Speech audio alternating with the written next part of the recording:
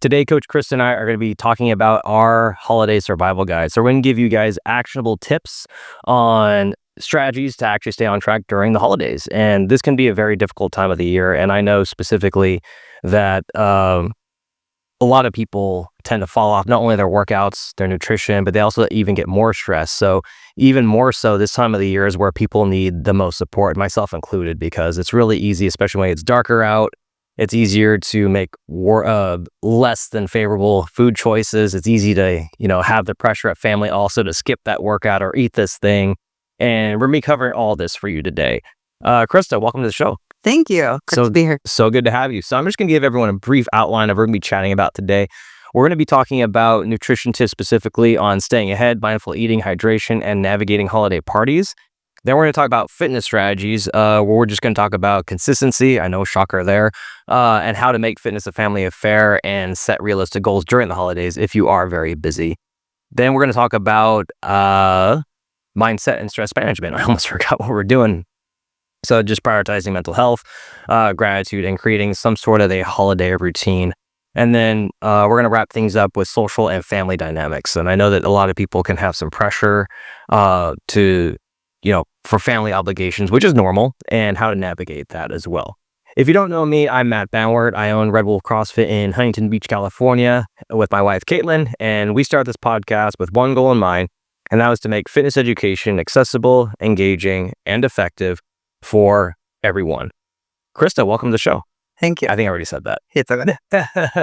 All right, well, let's chat. Just before we kind of get into our first section of nutrition tips, can you share any kind of personal story or anything that kind of comes out about how you have kind of struggled through the holidays specifically with your nutrition? Sure.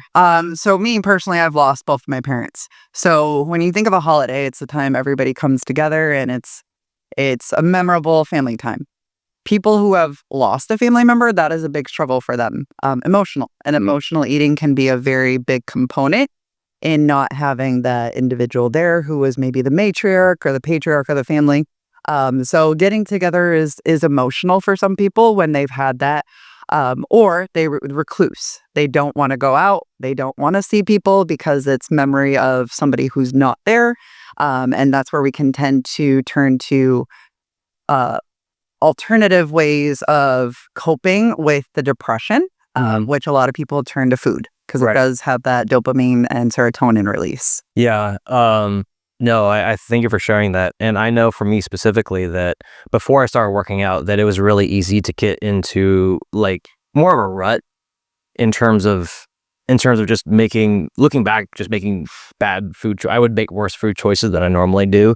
And when I grew up in Seattle, it would get dark even earlier out, like around 3:30 or 4. So it's really easy to just kind of fall into this like, exactly. Hibernation stop, right? And then you just don't want to be active. Whereas it's the opposite during the summer because it stays so much lighter out to like 9 o'clock that I was outside all the time. So it was a complete flip flop where, and obviously when it gets darker out earlier, you get more tired earlier. And then for some reason, when I'm tired, it's hard for me to make the right choices. So it's funny how sometimes the time change. Yep. And the weather, the cold too. Yeah. We're turning to those comfort foods that warm us up. We tend to think that we can pack on the weight in the wintertime. Yeah, absolutely. Not beach body season anymore. 100%. And, we all struggle with overeating, skipping workouts, and stress, but it's just amplified during the holiday season. And the whole goal of this episode today, everybody, is to equip you with actionable strategies to actually stay on track. So that's our main goal here. So, Krista, let's go right into our nutrition tips straight off ahead. Number 1, plan ahead. I know this sounds kind of obvious, but let's chat about this. Yeah. So number 1 is if you're traveling, you're going to be jet lagged if you're flying, right? So being active in the airport, right? Getting steps in the airport, going on the escalators backwards, just different ways that you can make activity in an airport to help kind of combat that jet lag. Plus also when you're traveling, find a drop-in box. I have found some really amazing friends and coaches by doing the drop-in in a town where I visited my brother for Thanksgiving or, another family member for Christmas to force you to be in that habit. Plus, it also exposes you to different CrossFit moves that maybe we don't do in our gym as often. And you're like, oh, this is really cool. I get to, learn some other coaching cues that maybe Caitlin, Matt, Torin, or Kim aren't giving me. No, 100%. I like that a lot. I remember dropping in to my dad's gym back in the day when they lived in Reno, and it was really fun because I would meet other people, and they would want to meet me because I knew I owned a gym, so we'd always talk about gym stuff, and I would work out. It was fun. It would be fun to get out of the environment where I wasn't the coach or the owner and just be working out, which was nice because I didn't have any of those other obligations, which was fantastic. What's one simple, I guess, meal prep tip for people with busy schedules? Sure. For specifically the holiday? Yeah. Okay. So if you're thinking of moving up to Thanksgiving, we want to have prepped food up until that holiday. So making sure that we're not going out and splurging on garbage foods or, oh, I'm going to make a turkey tomorrow. I might as well hit up, Arby's tonight. So having that plan this weekend, right? Go grocery shopping. I apologize. There's going to be a lot of people grocery shopping this weekend. Yes. I'm not kidding you. I do that every week, Matt. Yeah. I spend the $15 for somebody to deliver my food to me so that I do not have to take the time to fight through people in the grocery store, get pissed off in the parking lot. Oh, yeah. And there's no excuse. If I know that it's coming to me, I can't be like, oh, I have to run here. I have to do that. And, something else needs my attention instead of, oh, man, I totally skipped out on going grocery shopping, which then screws up your meal planning and prepping. And then your reactive eater finding anything in sight or ordering, something delivered to you. Yeah, I like what you said specifically about reactive eating because if I'm shopping when I'm hungry, it doesn't even matter if it's during the holiday season. I'm more likely to grab something that I shouldn't be eating. And so when you do Instacart, even though it does cost $15, I mean, think how much you're saving in terms of the headache, not only your time, but also you're saving gas money as well, the loading and unloading. So that can be very helpful. I'm not saying you have to do that all the time, but when you need help, take advantage of that. Right. Yeah. If it prevents the excuse of you not following through, $15 is worth it. I think I don't stop at the gas station and get beverages like some people do, or I don't, so I try to save that $15 somewhere else to justify, that habit that I do. Yeah. And like I said, when I do grocery shopping, I usually do tend to grab at least one, I guess, I wouldn't say a cheat thing, but definitely a fun food or a fun drink, one or the other, or something that I probably shouldn't be having. Yeah, the end caps, they're perfect. Like they're meant to grab your attention, right? The specials on the end cap. And that is why DoorDash or Instacart is great because you already can reorder what you had last week. You're not seeing that this pie is on sale, buy one, get one half off. Great point. Yes, no, that's a great point because I do look at sales. So if I see a deal, I'm like, do I really need this? No, but I'm going to buy it anyways. Versus if you're just going through what you bought last week, add, you're done in less than 5 minutes and you're not tempted with, the desserts or unnecessary calories. Yes, 100%. Love that. No, that's a great point. Let's talk about mindful eating. So let's talk about portion control because this is probably the thing I struggle with year round regardless, but even more so during the holidays. So let's talk about that. Yeah. So we want to think of our plate, right? So when I work with clients, I teach a magic plate. We like to call it a magic plate. It's split into 3 sections. So you have a third of your plate is your protein, a third of your plate is your complex carb or starch, and then the other third is your vegetable. So if we're thinking of Thanksgiving, I did the math here of all the calories. There's about 1,000 calories on your plate, not adding a roll, not adding beverages, not adding a pie. So your turkey, 6 ounces is about 300 calories. Your mashed potatoes is about 250, but of course we put gravy on. That's another 50 calories. God, I love gravy. You do the serving size. Let's be real, we don't do the serving size. We always do more. Yeah. Your stuffing is about 250 as well. And then we go to probably your average vegetable would be like green bean casserole. That's again another 250. So if you do the math of just those basic things, your turkey, your stuffing, your mashed potatoes, gravy, and your, green bean casserole, you're already over 1,000 calories right there. Wow. We don't need the stuffing and we don't need a biscuit or roll as well, right? You're having two brand carbs together. Unnecessary. So, try to pick either or. Like if you really love your grandma's stuffing, make that the priority over the roll, kind of substitute, sacrifice. What do I want more? And how can I make these calories less? If you wanted to follow the magic plate, all I really need is my turkey, my potatoes, and green bean casserole. That's it. Or green beans, maybe no casserole side of that. Who needs the mushroom soup with that and the crunchies on top? Yeah. No, 100%. Yeah, it's really easy to let portions get out of control because I found this out recently when I was buying one of those pre-packaged meal prep foods from Whole Foods, and I was checking the macros, and I'm like, oh, this looks good. Then I saw it was 500 calories, and then I ate it later that day, and I was like, I could definitely put down 2 of these very easily if I wasn't paying attention. So the fact that I knew it was 500 calories made me hold back a little bit more. And even with healthy food, like you can really put down some calories really easily, especially if you're hungry, and then you eat really quickly and you're like you don't really feel full yet, and so you go for something else. At least that's with me. Yeah, the mindless eating, and that's why portion control is so important because it stops you, right? You're at the end of the bowl. You're like, there's nothing else here. Yeah, I know. There's nothing else here. So yeah, I guess I'm done. And sometimes it just tastes good, so I'll just keep going. Mm-hmm. And I'm not gonna lie. Like if something tastes good, like especially like ice cream, I can put down a lot of ice cream, specifically after I already have a meal because it just tastes so good. Yeah. Yep. And for some people, it's the emotion concluding of a meal too. It's just like Thanksgiving. It's a tradition that we do dessert after dinner, but doesn't have to be ice cream. It could be, you can make homemade ice cream with frozen bananas. Right. Tastes the same to me. No, awesome.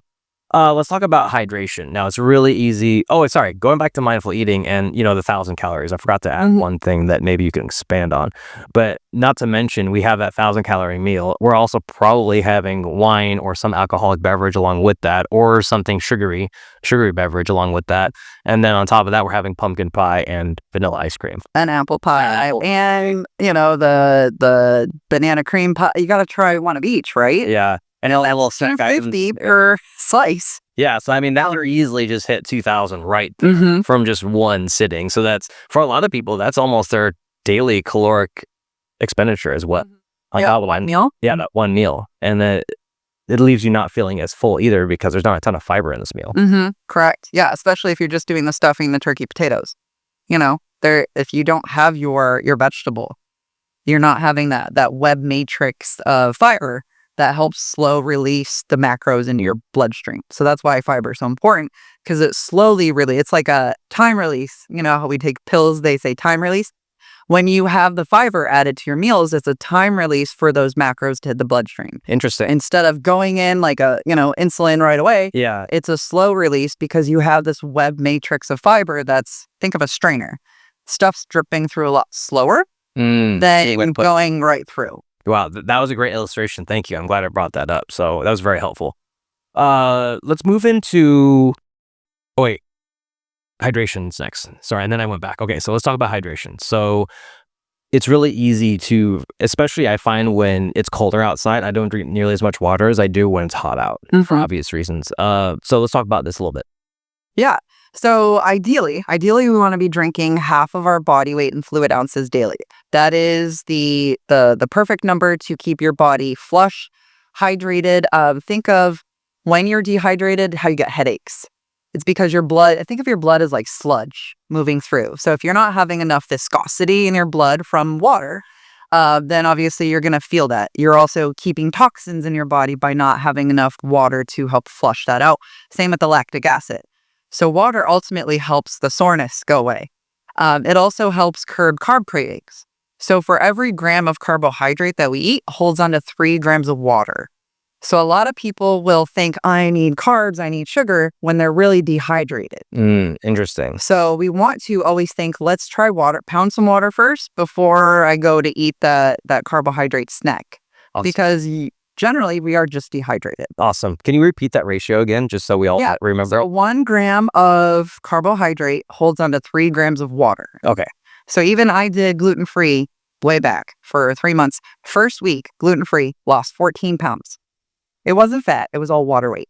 because I Interesting. couldn't eat bread. I couldn't eat anything with gluten in it that held onto that water. Interesting. Mhm. Okay, well, there we go. Very, very good to know. Dang, I'm learning so many new things. Every time you're on the podcast, I always learn something new. Let's talk about navigating holiday parties. Now, this is a tough one because now you're in a social setting. So even though you know what to do, it's really easy to get social pressure or just the fact that it's there. Like I'm one of those people. If it's in front of me, I'll eat it. It doesn't matter if it's good, if it's bad or good. I will probably eat it just out of because it's there. So give us your suggestions on how to kind of get through this. Yeah. So a couple options. Obviously, if you are making the meal, you have control. If you're going somewhere, you don't have control. You have no idea what they're putting in things. So a thought could be you could eat ahead of time, right? You could eat your prepped meal of what you know is healthy and then do kind of a smaller portion there. If say you have, say you are gluten free and you're going to go eat somewhere else. You don't want to mess with their stuffing, right? You don't want to eat some of the foods that you know have been around that same type of food. So it's smarter for you to eat healthier calories before you go to a party where you are going to be, tempted to indulge Mm, because you've already eaten. yeah. If that's not the case for you and you're like, Krista, I want to participate. That's fine. Let's be smart about it. Work out that morning, Hmm. right? So be disciplined, follow your plan, work out that morning or get a walk in. And then from there, when you actually go to the party, like let's have a strategy. I'm gonna work on the magic plate. I'm not gonna drink 5 cocktails because that's an extra 500 calories, right? I'm not Easily. gonna have one slice of every single pie. And just being able to communicate to who I'm, like for instance, my grandma. My grandma, anytime I would go eat at her house, she would give me, I kid you not, a platter. A platter was the size of her portions for me. And I'd eat, my little portion section here. And she's like, you eat like a bird. Social pressure for me. Like, I have to eat more. This grandma. We don't want to have that guilt, right? Like, this is my body and my temple, and I can take care of it how I want to. Other people's opinion shouldn't matter because they don't have the same goals as you. Exactly. No, I thank you for bringing that up because don't let other people project their expectations onto you, whether it's what they do, whether it's how they think that you should eat, how you should live. Like I wouldn't tell that's like the equivalent of me going to someone, you know what, you're fat, you should work out. Mm-hmm. Yeah. And that people take that completely differently, but it's ultimately the same thing. If I look at you and like you're skinny, you eat like a bird. Mm-hmm. What's the difference? Right. So then you feel obligated to eat more. Yeah. And you overeat, you're uncomfortable, and then, you wish that you had sweatpants on instead. Oh yeah, I feel like that all the time. Yeah. Yeah. Not a fun feeling. Yeah. One good tip that I give some of my clients too is that if you are going to a holiday party and like let's say you didn't have time to eat beforehand, because I really like what you said about eating your meal beforehand, so that way you are full going into it. That way you're less tempted to make those poor decisions. If you can't do that, I always tell my clients start with vegetables first. Get that fiber in first because that will help with the fiber and everything. That will help you feel a little bit fuller, and that will help you make better decisions later on. Right. It's hard to eat more after you have that fiber in you. I know a lot of people recommend starting with protein first. I'll tell everyone eat their vegetables first, then go for the protein, and then start having your fun foods. Because then it's like, okay, we got your fiber in, you got your protein in, great. Now go ahead and have some fun. Eat whatever you like after that because you will feel fuller sooner. Mm-hmm. The problem is that when you start with those quick digesting fun foods, is a lot harder to go from that, from something sweet, salty, and very high dopamine to something that's kind of bland and a vegetable. Like who wants to go from cake to a vegetable? Right. No. Right. But it's better to go from vegetable to cake. Yes. Yeah, that's a good concept. And also, if you think of anytime you go to a restaurant, they always bring you the salad first. The reason that we want to introduce the vegetable first is you're putting oxygen into your bloodstream first. You're allowing oxygen to take over, which you think of your metabolism as a bonfire, right? That metabolic fire burns hotter, burns brighter when you have oxygen introduced. So having that vegetable is a really great idea. Yeah, no, awesome. Good to know. Let's move on to, oh wait, no, I have one other thing that I'd like to say. So when I know I'm going to go to a party or something where there's going to be unhealthy foods, I do specifically eat 2 really healthy meals that day beforehand, and I'll work out. So kind of like what you said earlier, but I call it it's a 2-to-1 meal ratio that I call it. So I do the same thing for my workouts. Um, if I take 1 day off, I have to do 2 workouts in a row, like non-negotiable. And so I do the same thing with my meals. So if I know I'm going to have one fun meal, I'm going to have 2 good ones that day leading up to it. So that way it's like I still am at like a 63%. Not rather than having 2 bad meals to one meal, that one bad meal out of 3 won't set me back nearly as much as 2. Right, right. And that's the other problem with Thanksgiving is all the leftovers, right? Mm-hmm. We have that same 1,000-calorie meal the following day for lunch, the following day for dinner, 3-4 days worth of eating that Thanksgiving meal. So this is where it's very easy to gain an entire pound from Thanksgiving, is we're eating this same meal multiple days in a row. Nice. And not thinking of, the healthy habits. We're just, hey, this is leftovers. This is what we got in the fridge. We got to eat it up. Yeah, I'm the same way. I hate wasting food, so I will, even if it's bad, I will still eat it if it's in there. Kind of like if it's in front of me. Just microwave it a little longer, it'll kill it. Yeah. All right, let's move into fitness strategies, okay? So we're going to be talking about consistency over perfection, how to make fitness a family affair. I know that's going to be sounds extremely difficult, but we're going to give you guys some tactical tips on there. And then setting realistic goals, because we do know that, families in town or you're traveling, it's not always realistic to be as intense as you are throughout the year, especially when it's not ideal to train during the winter because it's colder out. There's so many things going against you, but that's not an excuse to not do it. Right. So consistency over perfection. So I really like this is why I love CrossFit, because you can do a shorter, more efficient workout if time is limited. I think people fall in this rut of where because they have other obligations, or they have parties, or because it is dark outside or is colder, that people will find every excuse not to do it. But I think that's where CrossFit is very effective, because it is so short that you can get in a 45-minute to an hour workout and be fine. And be totally good to go. Tell me about your thoughts on this, Krista. Yeah. So anytime I've traveled for Thanksgiving, I've made it a habit to find a box. And so I'll give you an example. I went to visit my brother Coleman. He lived in Virginia, right outside of DC. Really fun place to visit. We get to go, explore any of the Smithsonian's or all the different museums they have there. But I always made it a priority to go to CrossFit super early that morning, because that way I didn't have any excuse if he woke up and was like, hey, let's go to breakfast. My CrossFit workout's already done. So I made it a priority to find a box, go to that workout in the morning, borrow his car. It took that, I have to borrow your car. I have to go to the gym. And he understood that, right? When people know you well enough and they know your goals, they're willing to support you. I also then invited him.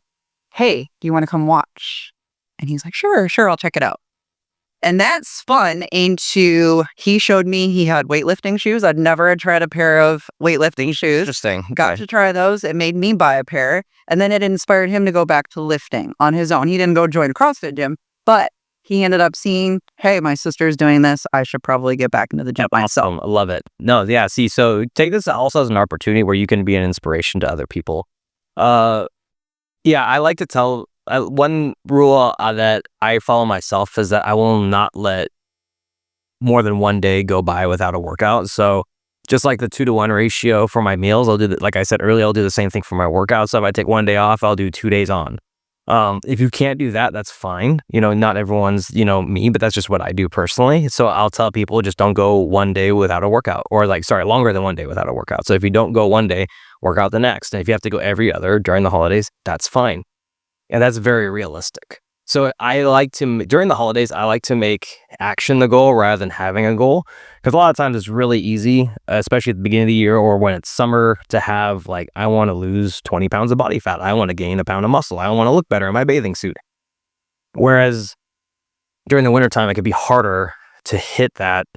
So that's where I focus on just the action itself. I will work out 5 times a week, or I will work out 3 times a week. Well, whatever that is, to make action the goal instead of an outcome. Because that's just, right now we're just in maintenance mode. We're just here to, a bridge to get you to the next one, to where you can go a little bit harder again. Mm-hmm. Mm-hmm. And you think about the the short-term steps that will get you to that goal, right? So even though you want to, look good in that bikini, but we're in this season right now, is telling yourself 4 days in the gym will eventually get me to that bikini that I'm looking for. So focusing on what's the steps right in front of you, right? Not focusing on the score at the end of the game, but focus on the play right now. Yeah. That's all you can handle is right now. Yeah, your goal may be down the line, but what I can control is this right here. What I'm doing today, the next day. And if you think of people, that come to visit, you're going to take the whole week off for the gym because they want your attention. You want to be with them. A week off is followed by an off week. So you going back into the gym is not going to be consistent if you took an entire week off for the holiday. You might get in the gym one day, right? Usually when people take an entire week off because of a holiday, they are not as apt to get back into that habit that they had before. Right. Because you started a whole crappy habit beforehand. You took a whole week off.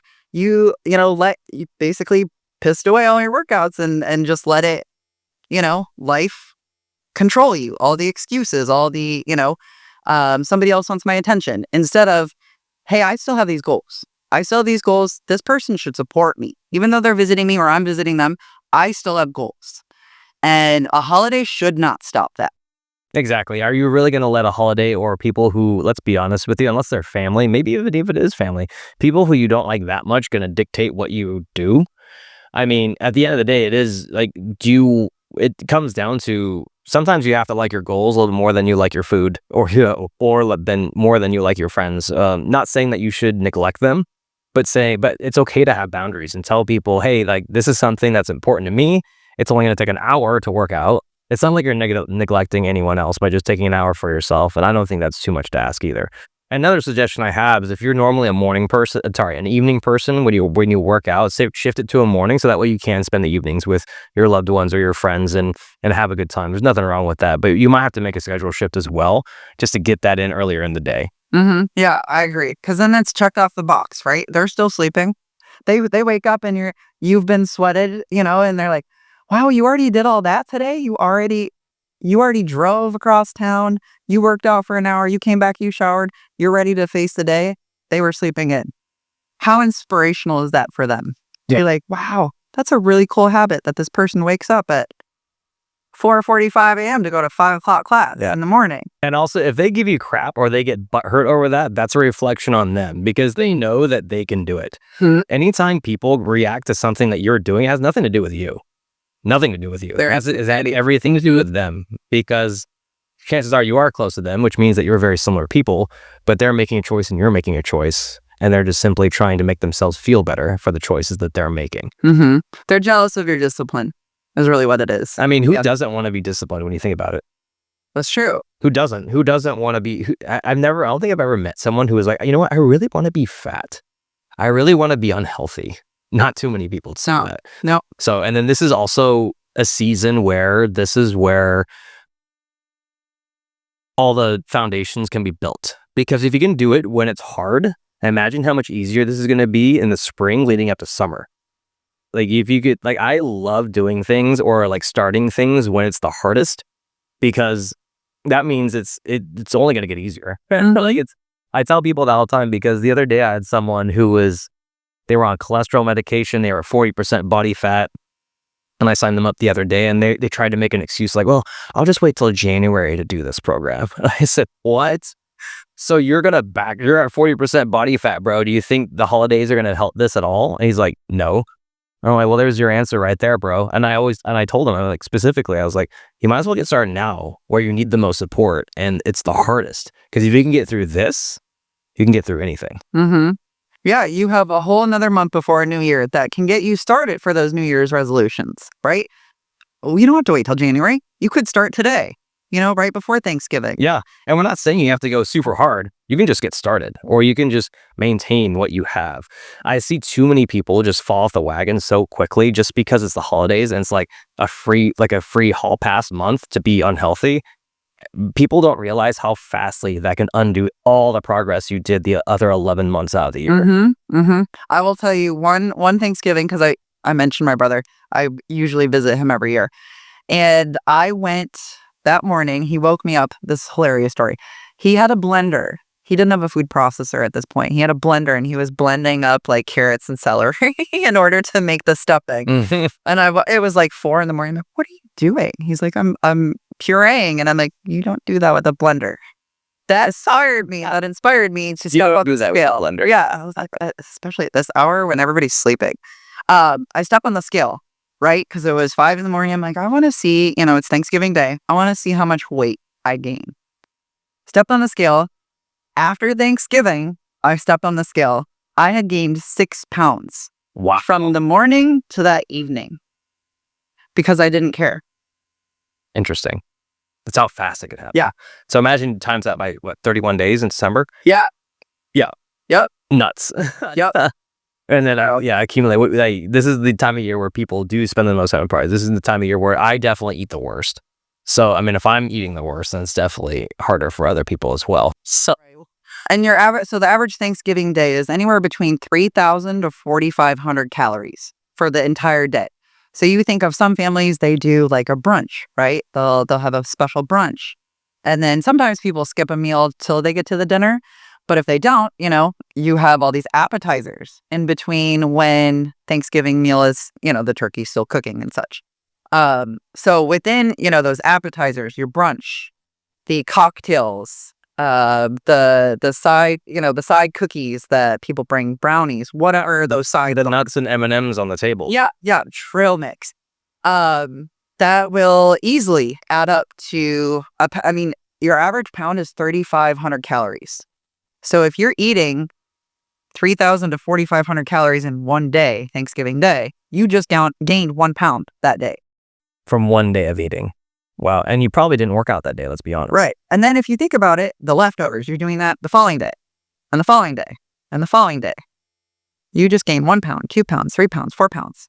How easy that is to just totally backslide from all of your goals. No, 100%. Let's move on to mindset and stress management. This is going to be an interesting topic because everyone's going to be a little bit different. And, prioritizing mental health is kind of a bundled term. So we're going to talk specifically about setting boundaries and avoid overcommitting, because this is something that I do personally, is that like, oh, yeah, like I can go to that or I can do this. And then I'm like, crap, I'm supposed to cook something. And like, not only is it stressful on me to cook something, but it's also tough to set boundaries because I'm a very yes person. Sure. Not that I don't like these people. Of course, I like these people. I want to spend time with them. But also sometimes it just adds stress on top of the stress that. And you got a whole family behind you too that has to come. That has to come with you too, and I have to worry about them not screaming their heads off and making sure they poop and pee before we leave. So let's talk about setting boundaries and over committing. What are some strategies that you've done yourself personally? Yeah. So, say for instance, you have a Monday Friendsgiving, and then you're invited to a Tuesday Friendsgiving. And then you want to go out to drink with friends because Thursday everybody is off, right? And so you think of the compound effects of what that meal can be, those 3 to 6 drinks could be, then the holiday, and how easily that backslides from all the goals. Yeah. So sitting down with, this time of year, a lot of people do gratitude journal, right? Sitting down with your gratitude journal and making a plan of what is important to you. Who do I need to go to Friendsgiving for? If I was invited by 6 people, I'm not going to go buy and cook 30, that many different meals to bring to that many Friendsgivings. Yeah. Just bring Taco Bell. Sorry, that was a bad joke. Or some people will buy the pie and put it in their own tin, to kind of make it look like they did it. And that's where the stress can come, right? Is if I've agreed to go to a Friendsgiving here, out to drinks with friends here, that's a lot of time away from me. That's calories added. And that's, not any sort of activity that is helping my goal. It's not like my friends and I are going hiking. We're not doing something productive with our time if we're just going to go out drinking. So maybe, for instance, let's go out dancing. I'm not kidding you, Matt. I burnt more calories on the dance floor than I did in a workout that entire week for New Year's. So there are things that people still can do with their friends to get activity and movement in. So it doesn't just have to be, let's go sit and eat. Mm. It could be, let's go bowling, let's go mini golfing, let's go do an activity instead of sitting around food. Yeah. I like that a lot. That's a great suggestion also, because it doesn't have to be strenuous activity or workout or necessarily even like a hike or anything. It can just be something simple, like you said, bowling. I think that's a great thing to do. It's social. You could still have a good time.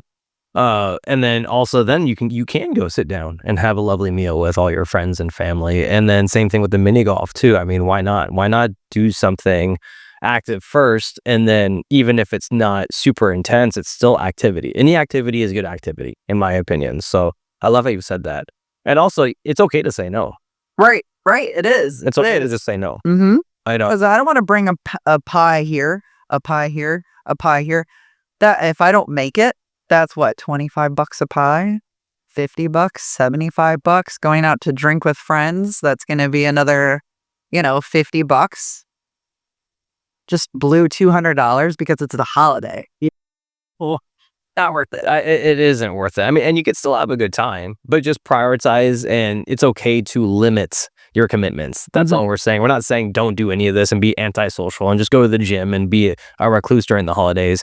We're just saying that it's okay to set boundaries. It's okay to say no. It's okay to not overstretch yourself. And yeah, it's you have to think about what your end game is as well. You can't just go along with what everybody else is doing just because it's an American thing to do specifically. So I don't know. What are your thoughts on that? Yeah. You are your own person. Nobody else has influence on your body, right?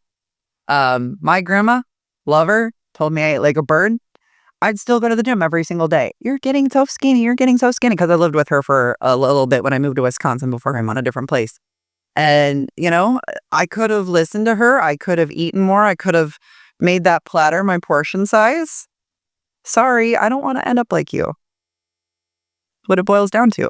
Yeah.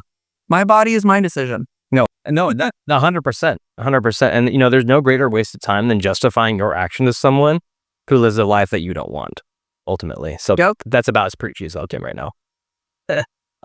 So creating a holiday routine and practicing gratitude, I read a great quote the other day, and it was something like the opposite of sadness isn't happiness, it's gratitude. Something along those lines. I thought that was really good, and I just wanted to share that. And sometimes sharing small wins can be a very big deal, especially when it comes to fitness and nutrition during the holidays. So I'm not saying you have to share on Instagram or something. I'm just saying that, celebrate when you do hit that 2-to-1 ratio of meals and workouts. Like, that's a huge thing. And it's okay to reward yourself a little bit. Hey, like, you did do it, have some fun. I'm all for enjoying the holidays. Believe me, like I'm all for enjoying the treats and the candy and and the fun meals, but with boundaries as well along with that. And then when you create a holiday routine, this is what I mean by that, is that, specifically carve out time and put it in your schedule to have time for movement and your workouts, and for, if you can, meal prep, and just make better decisions that way. And when you have a routine, also a good strategy that I'll tell my clients too is to be like, hey, let's say that you are overcommitted and you are doing all these things. That's fine. But set an end date. That this day it will end. Let's just say, for example, it's December 26th is the year end day. You could enjoy yourself Christmas Eve, Christmas. But on the 26th, it is over and we are getting ready for the new year, and you're going to start training again. Perfect meals throughout the whole entire week to start setting you up for success again. I think that's a big issue with people is that they just, I think everyone's a momentum person where it's like, I'm eating like this. And then so it just keeps on building momentum, right. momentum, whether good or bad. And then so, but when you have an end date to that momentum, like, I'm going to stop here and have draw that line in the sand and be like, I'm going to get back on track this specific day, then you're more likely to actually follow through with that. Yeah. So I think of back to the gratitude that you mentioned, Thanksgiving is a perfect time for us to be what we call that abundance mentality thinker. So being grateful for what you have will ultimately make you feel better, right? Then you're not out constantly nitpicking about things that are wrong in your life. So when you focus on the positive, then more positivity will come. When I work with clients, we try to transition that to food. is I don't take away the pie. I don't take away your Snickers. What we focus on is abundance mentality. I get to eat turkey and ground beef and vegetables and fruit and great complex carb with low glycemic index. So having that abundance mentality and being grateful for I get to eat healthy, clean food instead of, oh, I don't get to have my Snickers and my pumpkin pie. Big difference in the mindset. So that's why gratitude journals, it really does get you into that positive, grateful mindset instead of focusing on the, especially in working out, like I'm not at the gym every day. And so then you're just down into that slump even more. I'm at the gym every day. I'm overeating. Fuck it all. Yeah. Because it's really easy to throw your hands up and just quit. Yeah, no, you're right. And I used to be very negative. And then I really tried to change my mindset to that. I'm still working on, but you're absolutely right. When you are grateful and you always remind yourself of everything that you do have and the opportunity, because it could be worse. Like imagine if we didn't have access to all these wonderful, healthy foods right down the street on Instacart. Like there's so many things that are going for us because of the internet and apps and convenience, that even though it's convenient to eat unhealthy, it's also extremely convenient to eat healthy. You just have to everything's about framing, everything's about how you frame it. And that's something that I'm still working on to this day as well. Mm-hmm. And it's a lot of the emotion tied to the food too, especially for holidays, right? You think of pumpkin pie, maybe you were a kid cooking with your grandma in the kitchen. And so when you taste pumpkin pie, you remember that happy, joyous time with that individual. 100%. And so that's why people will continue like, oh, I'm going to buy, the 2-for-1 at Costco, right? And because I love pumpkin pie so much. And then you just end up eating the whole thing, because of that memory of something that happened when you were a kid. Yes. Thank you for bringing that up, because that's a huge trigger for me as well. It's funny that this is unrelated to food, but Caitlin and I were watching Harry Potter last night. And then, the little Harry Potter chime came on, like how does it go? Dun, dun, dun, dun. I'm going to butcher it. I'm not going to do it. But when it came on and she looked at me and she goes, oh man, this brings back so many childhood memories and so many feelings. And then it's funny that, if just a musical chime can trigger that in your brain and bring back to your childhood, can you imagine what the smell and the taste and just the environment can do, and just the fact that, it is wintertime. So it brings back all these core memories from your childhood. And so it's really easy to get back into that. And then just being able to identify that and being like, that's okay. I can still have this, but I'm going to also have an end date to this as well. Yeah. Portion control for sure. Yeah, 100%. Now let's talk specifically on, we kind of already touched on this, but let's talk a little bit more in depth about handling criticism and pressure. I know we chatted about this already, but what would be your go-to responses to politely decline? Sure. So, say for instance, somebody invites you to Friendsgiving. Oh, that's so sweet of you to think of me. I appreciate that. Thank them first, right? Thank you for thinking of me. I'm a valuable person to you, for you to come out and even ask me to go. Unfortunately, whatever your excuse is, like if it's not something you really want to do, or it's not going to be a healthy activity, then politely say thank you. But unfortunately, I have something set up with XYZ. We can make up different excuses. You don't have to say I have to go home and wash my hair. But what you could say is, unfortunately, I have work to catch up on, or I'm, hanging out with a different friend.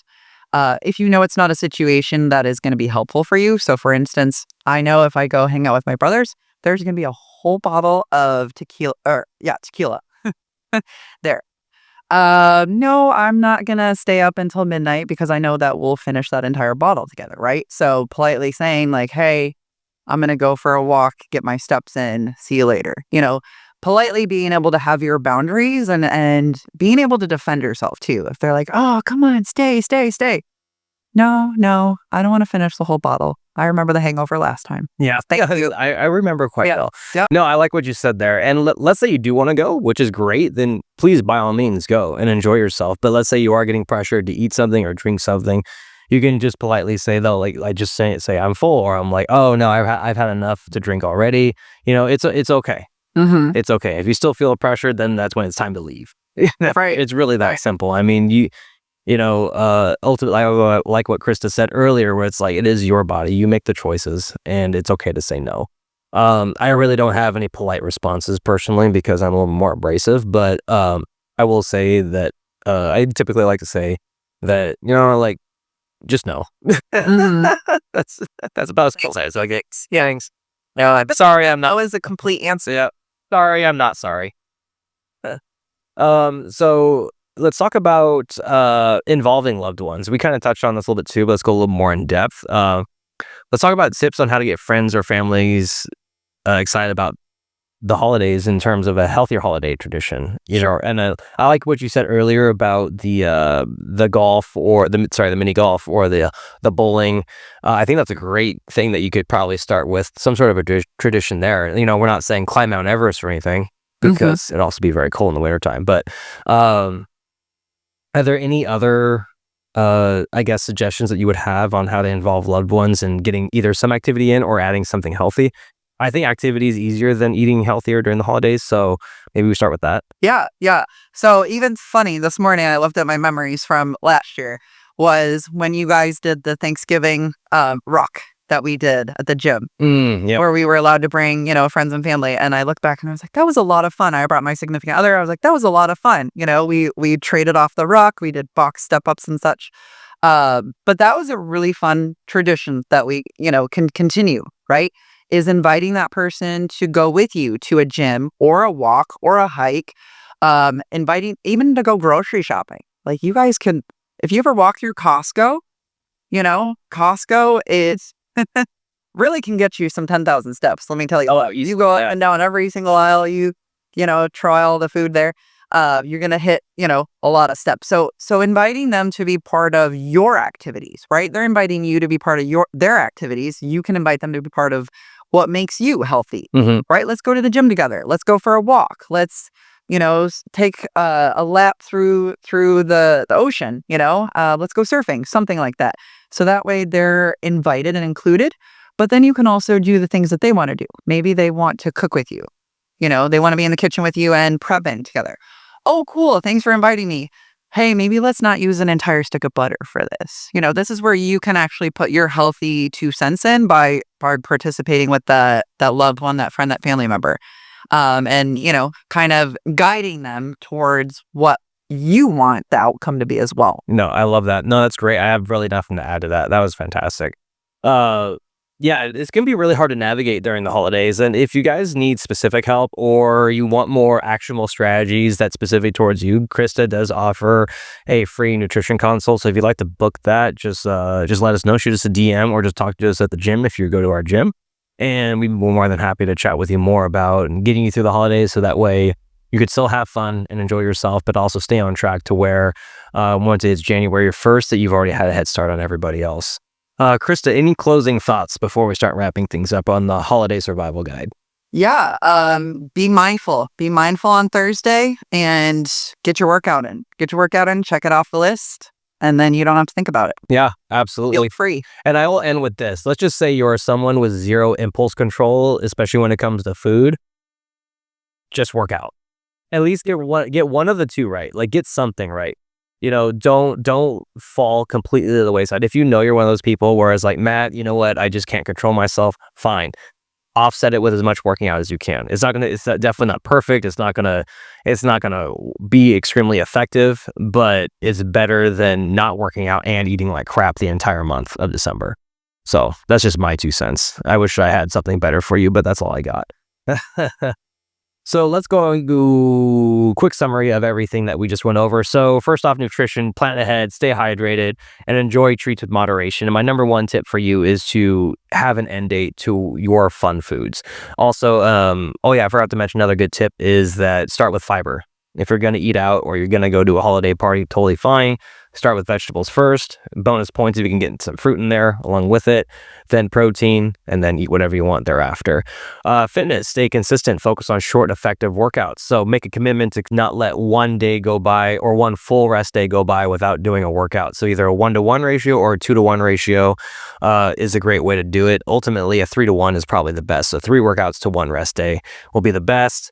2 to 1 is good, and then 1 to 1 is mediocre, but we'll accept it. Mindset. So protect your mental health and celebrate small wins, and it's okay to say no. Don't be afraid to have boundaries because ultimately it is your body. And then set realistic goals for the holiday season. Again, we talked about making action the goal rather than a outcome. So just focus on what you can do. Be like, I'm going to have 2 good meals a day, and I'm going to work out 3 or 5 times a week. I think that was the bare minimum that I think we can all hit. That's very realistic while still enjoying the holidays. If this was helpful, do me a favor and share this with someone. Share this with a friend, because every time we see the numbers go up or we see the stats, it really encourages us to make more content just like this. And don't forget to follow us on social media at Red Wolf CrossFit and DM your content suggestions there. We'd love to hear from you, and we're always looking for new topics to talk about. Until next time, good luck, have fun. Nailed Happy it. Thanksgiving. Happy Thanksgiving and Merry Christmas.